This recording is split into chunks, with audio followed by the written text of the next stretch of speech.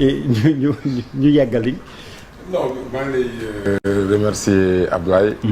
di nuyu ñu nekk si plateau bi yëpp Papis Grand Bouba Malal Charles Bamba ak Abba que je félicite aussi pour son élection comme député à Saint-Louis. di woo dama foogoon ni nuyoo la mais bon comme Abba dafa dugg c'est Bouba li muy wax. peut-être laalul affaire bi c'est que il y a un débat embarrassant sur le cumul pour l'opposition parce que gis nga politique yenn engagement yi doo ko jël à la légère. Il faut le dire clairement c'est vrai que la question du cumul suñ ko souvent comme li ko Abba wax on aborde les questions à l'envers pas de la bonne manière cumul ci politique. kenn mënu ko bañ dafa am mais dans toutes les démocraties ce débat-là existe mais dafa am fonction yu compatible wala yoo xam ne mën nañ ko cumuler ak fonction yoo xam ne ni peut-être dana laaj lourdeur parce que la fonction essentielle de l'élu ou de l'homme politique mooy lan mooy d'abord nga servir quelle que soit position bi nga nekk li ñuy wax la vraie question mooy yan fonction nga mën a occuper mën a servir de façon efficace et efficiente. C'est comme ça que doit se poser. Mais on le pose de façon, parfois, pas de bonne foi, de façon opportuniste, électoraliste. fii li indi débat boobu Sénégal mooy opposition bi ñoom ñoo bind charte signé ko tous les chefs de parti signé charte bi ñu fàttali ni Bougane bokkul woon ci charte bi parce que d'accordul woon ci ay points donc ñi ànd def coalition bi yëpp dañu ànd ni d'accord bi ñuy dem élection locale ils sont contre le cumul dañ ko fiy dindi donc question de principe la su fekkee ne yow principe yi ngay énoncé yaa ngi si soo demee élection locale nga voté nga campagne sur le cumul ñu voté la nga dem élection législative campagne sur le cumul ñu voté la soo ñëwee poser en attendant acte boobu comme principe mais ceux qui ont été élus maire ñëw nekk député en fait ils devaient choisir mais je peux comprendre la position de Abba parce que partem wala mouvement bi mu bokk je sais que c'est une position de principe ci loolu d'accord ci maintenant sur loolu il faut ñu d'accord ci sur charte bi Abba da ngeen wax ni vous êtes contre le cumul du ngeen nangu cumul ku bokk Yewwi Askan Wi du cumul sauf ça c'est une vérité maintenant est-ce que di ngeen ko def est-ce que du ngeen ko def du ngeen ko def parce que vous êtes confrontés aujourd'hui à la réalité moo tax engagement yi suñ koy jël il faut pas que mu nekk un engagement électoral kese il faut ñu xalaat li ñuy wax ñu penser ko maintenant le débat sur le cumul c'est vrai partout la fonction de député et de maire c'est ma position c'est des fonctions cumulables parce que par essence dans une démocratie la fonction de député est une fonction de représentation la fonction de maire est une fonction de représentation normalement tu es là de représentation des populations pour défendre intérêt population yi pour défendre ñi nga xam ne nii ñoom ñooy say mandat ñoom ñoo la fal parce que Assemblée nationale député bi fonction boobu la war a am maire bi fonction boobu loolu la war a am maintenant dans beaucoup de pays est-ce qu'on dit est-ce que ministre maire war na am est-ce que DG maire war na am yooyu c'est des débats qui se posent est-ce que parce que liñ ci jublu lu tax ñuy wax cumul mooy benn nit dajale ay fonctions ba du ko mun a remplir de façon efficace loolu lañ ciy bañ et que aussi mu permettre la circulation des élites responsabilités yi ñu mun ko partager ñëpp mun a liggéey de façon efficace je pense que débat bi noonu lañ ko en tout cas man noonu laa ko gisee en tout cas c'est vrai ñoom Abba ils sont mal à l'aise sur cette question-là parce qu'ils sont pas dans les dispositions de respecter sur un point précis cette question-là après toujours débat yooyu bu ñu koy poser dañ ko poser de façon profonde ñu xool ñu légiférer fi si et puis légiférer et puis nit ñi avancer nekk ci leneen vas-y je pense que débat bi ñu ngi jaxase ay mbir yu bokkul la question du cumul benn concept la incompatibilité beneen concept la c'est ce que je dis incompatibilité non dama naa manal mais rek ma expliquer la non ñun waxuñu woon fii non Abba je l'aime bien mais il faut comprendre que aujourd'hui l'opposition actuelle est très mal à l'aise sur la question du cumul. Du tout. Parce que le débat non defal naa rek. C'est nous qui faisons le débat. Abba c'est moi je dis je te connais je dis l'opposition est très mal à l'aise sur la question du cumul parce que kenn sexalu leen lem kenn indiwu fi débat bi ñoom ñoo ko bind seen charte bi ñuy dem élection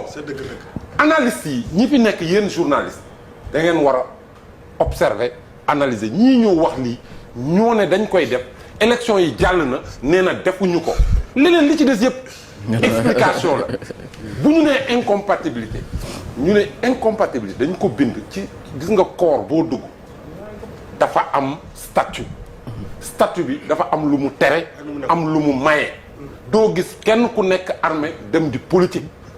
dafa am nag loo xam ne nii jurisprudence la ak loo xam ne tradition républicaine la d'accord nit ñi li leen engagé mooy li ñu def ci seen programme de gouvernement je pense que c'est de façon très claire opposition bi dañ ne woon dañuy du ñu cumul dootu fi am ils sont contre le cumul jàll nañ sur le même loi Sénégal terewul cumul kon débat bi posé wul mais ñoom ñoo jël engagement moral vis-à-vis de leurs électeurs c'est pas parce que les gens ont voté parce que la législation sénégalaise droit Sénégal interdirul cumul mais ñoom ñoo jël engagement bi loolu nañ ko wax mu leer ñu jàll ci leneen beneen bi mooy bu ñu bëggee ñëw sur la qualité du débat public oui. Débat public ñan la parti politique yi la homme politique yi intellectuels yi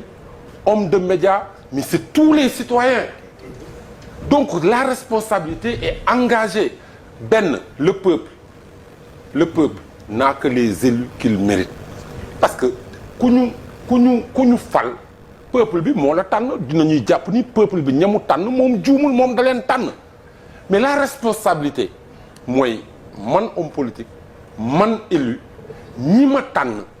man maa ne dama leen bëgg a représenter man maa war a nekk à la hauteur de la charge bu ma amul niveau ma dem uti niveau su ma amul compétence ma dem uti compétence bu ma amee taxawaay bi nga xam ne ni sur le plan moral sur le plan du leadership parce que man maa leen war a éclairer ma am taxawaay boobu donc man maa ko war a yor dans le discours parce que le représentant et Amala je suis pas d'accord avec toi le maire boo xoolee sax histoire Sénégal Abdoulaye Wade moo fi indi ñuy fay maire le maire d'abord il a une fonction de représentation et une fonction d'exécutif local ba 2001 maire amul woon salaire indemnité de représentation la amoon maximum 300 000 dans les grandes villes li indi problème yi ak xëccoo yi mooy bu ñu demee ba bëgg a fonctionnariser ces fonctions représentatives donc fonction de représentation muy fa loolu moo tax man la débat de cumul boo koy poser de fond sur la question de la représentation maintenant quelle est la vocation d'un parti politique mais aujourd'hui la question de fond mooy parti politique d'abord mission de conquête du pouvoir mais d'éducation et d'éveil à la citoyenneté mais boo amee mission boobu mais discours bi nga war a am militants yi nga war a former citoyens yi nga war a former débat yi nga war a poser loolu parti politique yi ñoo war a jouer seen rôle médias yi ñoo war a jouer seen rôle société civile ñoo war a jouer seen rôle mais est-ce que loolu parti yi ñu ngi koy jouer est-ce que am nañ tey responsabilité boobu di ko taxawee responsable politique yi ñu am est-ce que tey débat de programme am na fi tey quels sont les Sénégal ku fi at créé parti da nga bëgg a jëli nguur da nga ko bëgg a gérer mais lan mooy problème mu Sénégal est-ce que ñu ngi waxtaanee Sénégal lan mooy démocratie est-ce que dóorante la est-ce que xastante la non du dóorante du xastante Sénégal fan la toll est-ce que Sénégal dafa nekk benn îlot boo xam ne ni da ngay xëy rek ñu développer ko il y a des questions sérieuses la question sur les inondations on a un traitement politicien il y a des questions géostratégiques il y a des questions ban école lañ am suñu école ban résultat la nekk di joxe est-ce que ñu ngi wax ci loolu on va parler d'élection on va parler de xawma kan c'est-à-dire que chaque jour on affabule on fait des mensonges et chacun nit day gis nit di wax lu dul dëgg xam ne li muy wax du dëgg mu leer ko ni moom li muy wax du dëgg mu continuer di ko wax parce que il ne parle pas aux gens sensés am na cible bu muy waxee ñun nous sommes dans un pays suñu waxee ñu bëgg suñu réew ñu wax la vérité quelle est la spécificité de notre pays même si on est aujourd'hui à 80% de scolarisés c'est une population qui est essentiellement à 70% rurale ma nekk pouvoir ma nekk opposition on est encore un pays pauvre dans les zones urbaines dans les banlieues il y a des problèmes les jeunes ont des problèmes am na ñoo xam ne nii am nañ problème mu jàng nu ñuy fayee seen jàng am na ñoo xam ne nii am nañ problème mu emploi mais est-ce que loolu wax moo koy régler est-ce que attiser seen frustration mun nga ko attiser mu jox la benn voix mais day revenir vers toi nous sommes dans des pays où aucun homme politique responsable. Mais là, on est pas d'accord. Ouais, mais tu peux ne pas être d'accord mais je veux dire le débat tu peux ne pas être d'accord Malal mais est-ce que ñun parti yi ñu ngi liggéey pour former pour yéegal pour teg ci kanam ñoo xam ne nii la ñuy wax intéressé na askan wi on a un traitement politicien c'est-à-dire que on a là y a rien de non attends Der li ma bëgg a wax y a rien de plus noble que la politique mais on est d'accord mais y a rien de plus noble que la politique oui, mais est-ce que noblesse boobu acteurs politiques yi ni ñu koy defee suñu réew méngoo na ak fonction première de la politique je ne suis pas koo xam ne ni day toog fii ne la loolu am na amul parce que bu suukar yokkee mais est-ce que militant APR du ko yëg militant Benno du ko yëg militant Yewwi du ko yëg donc c'est un problème qui concerne tous les Sénégalais est-ce qu'on s'interroge sur naka la ñuy régler problème suukar bi mu yokku meew bi ceeb bi lan moo tax parce que ñëpp a ko yëg mais il faut que nit ñi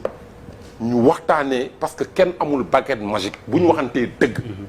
nous sommes un pays qui a 62 ans réew mi am na fu mu jóge am na fu mu toll xam nga traitement politicien mooy ñu ne voté nañ président 5000 milliards on n'a pas voté pour le président 5000 milliards c'est le budget du Sénégal moo nekk 5000 milliards budget boo ko bëggee faram-fàcce mu ngi mel ni dépense kër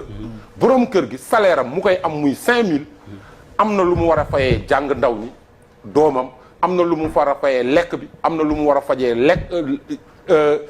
luwaas bi ou bien courant bi ak ndox donc dafay arbitrer dépenses yooyu yëpp un État et un pays c'est comme ça nous sommes un pays pauvre nous avons 5 de pouvoir il y a un gouvernement qui est en fonction buy liggéey tant que gouvernement bu bees amul gouvernement bu fi nekk mu ngi doxal y a des ministres en fonction l'Assemblée nationale bi nekk Sénégal le 14 le mandat am di jeex donc il y a une Assemblée nationale il y a aucun vide institutionnel seulement dem nañ ay yaa waaw non defal naa rek non attends non attends Non, mais attends non il faut aussi ñu accepter le premier ministre c'est un délégataire même s'il est le chef de l'exécutif du président de la République jusqu'à présent non defal naa rek mais premier ministre fu mu jëlee ay fonctions ci constitution de la constitution mais constitution bi kan mooy déterminer la politique de la nation. le gouvernement c'est le président de la République. Non le gouvernement conduit. non bul jaawale France non defal na Abba li ma lay wax quand tu es en réunion tu n'attends pas les instructions du président. Tu as ta vision, tu as ta capacité à diriger, tu as ta capacité à coordonner. Pour être précis. Non, un premier ministre n'est pas un délégataire. Non, pour être précis. Pour être précis. La constitution sénégalaise, la politique de la nation, président de la République moo koy déterminer. Le gouvernement conduit. Bokkuñu ak France, on a écrit dans la constitution le gouvernement détermine et conduit la politique de la nation. Bokkul. Fii Sénégal président mooy déterminer politique bi c'est pas la même chose que en France premier ministre bi la du président de la République donc ci loolu bu fi président bi nekkee le pays marche maintenant on va vers les changements institutionnels parce que dañu dugg quand même ci séquence bu bees boo xam ne nii on a renouvelé les exécutifs municipaux muy élection locale on a renouvelé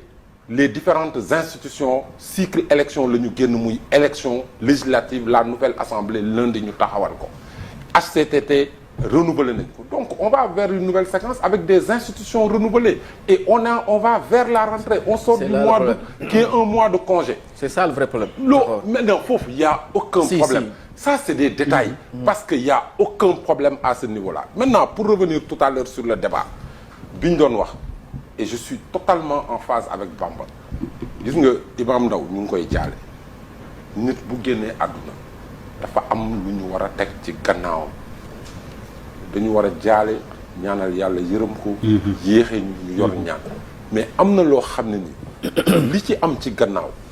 la vérité gis nga il faut qu'on rompe avec une certaine hypocrisie lu jaaduwul il y a des choses qui sont indignes dans un débat public il y a des sujets yoo xam ne ni kenn waru ci politiser wax nañ ko sànq on l'a dit problème bi mooy aujourd'hui glissement bi parti politique yi ni ñu doon fonctionner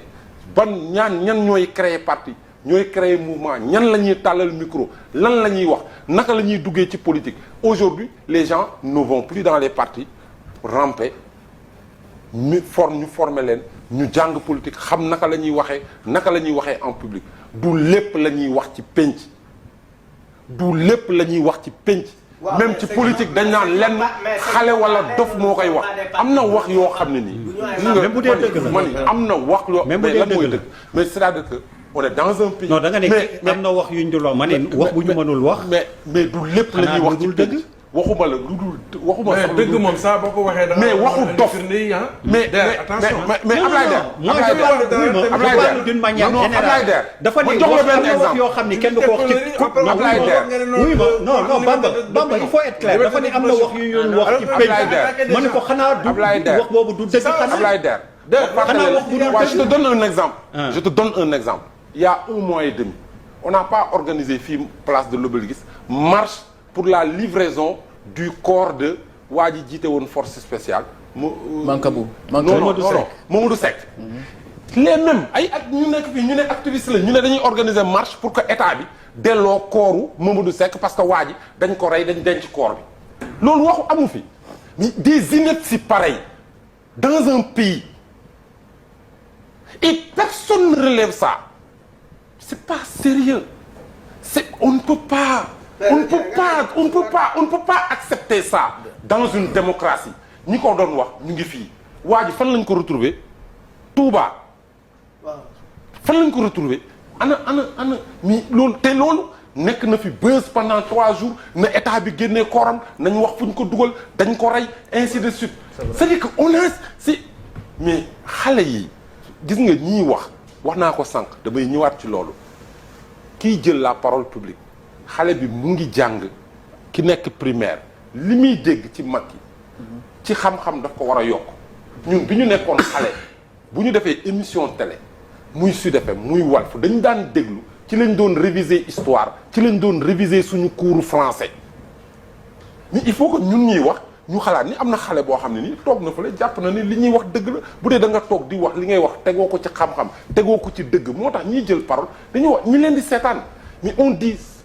suba ñu fàtte ko ñu dem fële donc il faut qu'on rompe avec ça dans notre démocratie mais bu fekkee ni kii saaga pour nga am buzz Sénégal wala nga falu il faut nga xëy chaque jour di manquer de respect à l'institution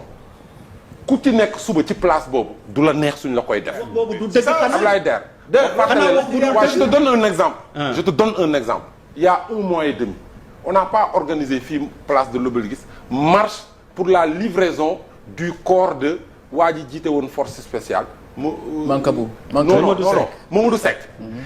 les mêmes ay ak ñu nekk fii ñu ne activiste la ñu ne dañuy organiser marche pour que état bi delloo kooru Mamadou Seck parce que waa ji dañ ko rey dañ denc corps bi loolu waxu amu fi des inepties pareilles dans un pays et personne ne relève ça. gëm ci politique c'est les affaires politiques boo koy définir c'est les affaires de la cité ça concerne tout le monde ñun ñu koy def am na les règles politiques mais ñun ñëpp ay sénégalais lañ d'abord dafa am lu ñu séq dafa am Sénégal lu ñu baaxoo c'est-à-dire que quelle que soit l'adversité politique on est des humains dafa am loo xam ne ni moo war dafa am élégance règle yu am il faut que ñu séparer les choses chaque homme politique. Pardon Khafor. a sa vie privée. non dafa nang rek. est-ce que tu as déjà été en prison. non déglu rek Abba déglu. mooy dama la déglu je t'ai pas coupé une seule fois. gis nga man li ma gëm la vie privée d'un homme politique n'a rien à voir sur l'espace public.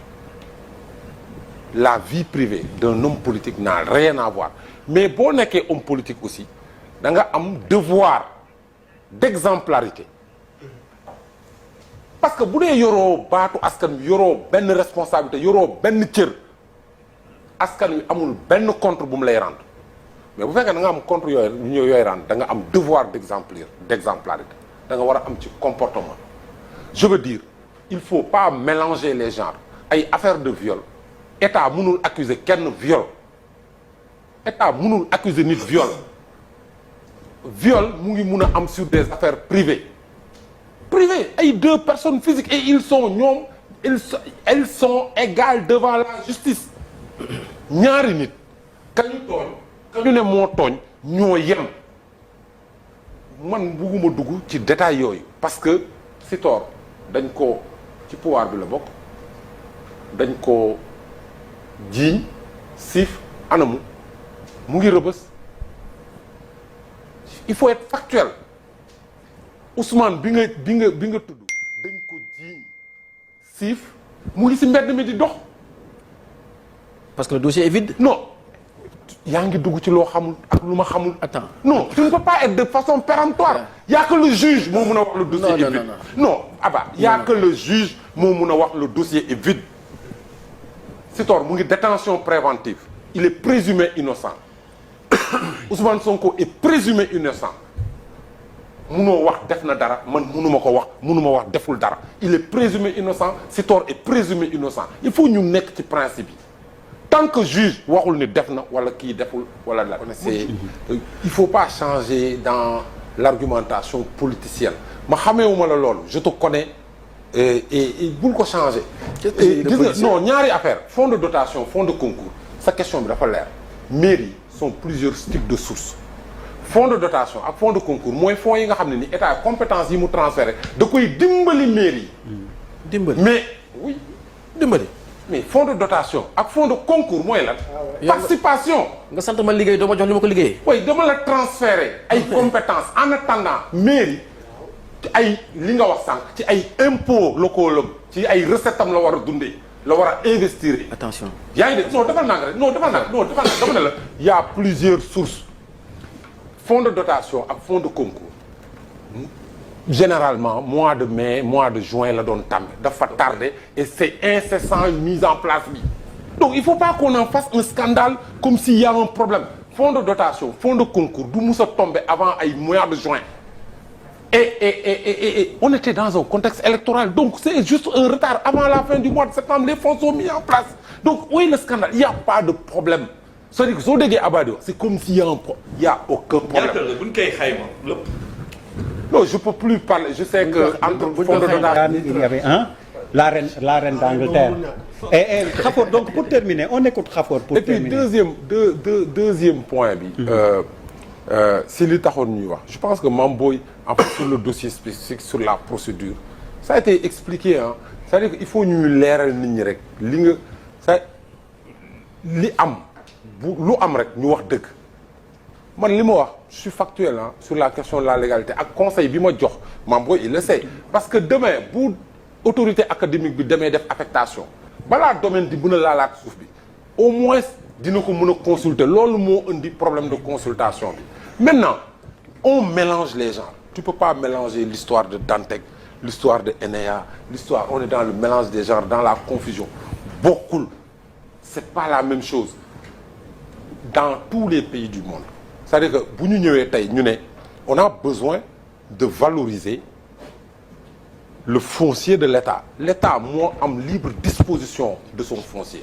parce que c'est son titre. non dafa naan. le peuple c'est pas l'État le peuple n'est pas une composante mais le peuple est non attends. loolu xam nga débat 30 secondes pour terminer. waaw léegi 30 secondes. xam nga xamoon des enquêtes vont se faire ah. mais Charles mais yow nit ñi li ñuy def. xam nga mais ça attends non. non xam nga gis nga ci mbedd mi dañuy toog di wax. comme nit ñi nekk seen bureau.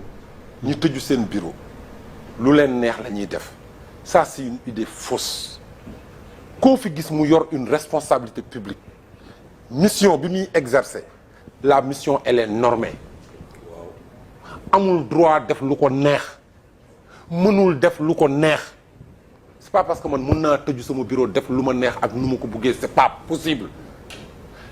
quel que soit muy ministre bi muy directeur général muy directeur national muy chef de division tout ce que tu fais est normé ba ci manuel de procédure boo xëyee suba ba ngoon dossier boo jot am na nu mu war a demee c'est-à-dire que on parle comme si les gens li ñuy yor li ñuy gérer caisse la dañuy tibb dox seen poche def non mais quand on parle non attends non c'est-à-dire que mais noonu la ñuy waxee non noonu la ñuy waxee ak sénégalais yi le sénégalais lambda la conception on a une conception patrimoniale même li ñuy waxee ci alalu état la conception patrimoniale mooy sénégalais lambda ñu ngi koy gëmloo ni kiy gérer kees la bu mu yor heure nu ko neexee la koy jël dugal ko ci poosam c'est archi faux. Il faut qu'on le dise.